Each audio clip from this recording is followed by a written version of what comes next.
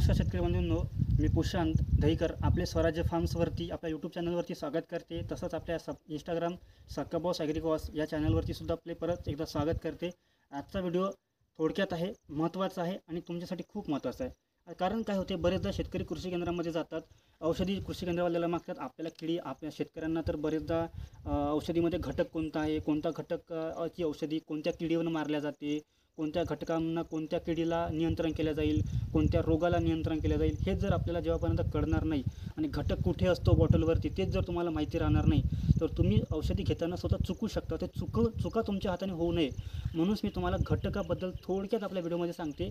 आणि मी तुम्हाला आपल्या व्हिडिओमध्ये नेहमीच घटकांबद्दल की ह्या औषधीची घटके तुम्हाला या कंपनीच्या नावाने भेटून जातील ते सुद्धा तुम्हाला मी आपल्या व्हिडिओमध्ये सांगत राहते, तर ते तुम्ही लक्षात घ्या की घटक काय असते। आता ही जे बघा, ही जी आहे ना, ही कॅनॉन औषधी आहे। ही जी आहे हे आपला NSCL इंडस्ट्रियल कंपनीची आहे।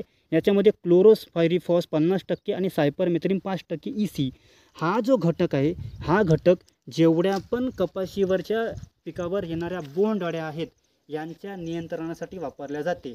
हा घटक कोणता आहे तर क्लोरोफायरिफॉस आणि सायपरमेथ्रिन सोबतच तुडतुडा, फुलकिडा सुद्धा यांनी नियंत्रण केला जातो।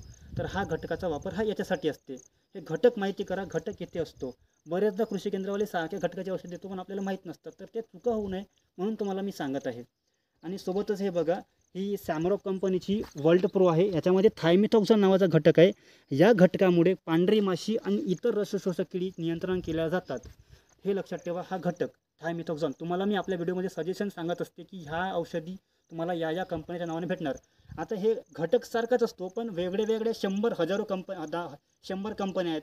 100 कंपन्याचे 100 नावानं विकले जातात, पण घटक हा एकच राहते। आता घटक म्हणजे काय झाला, थायमिथॉक्झान या घटकची औषधी राहते।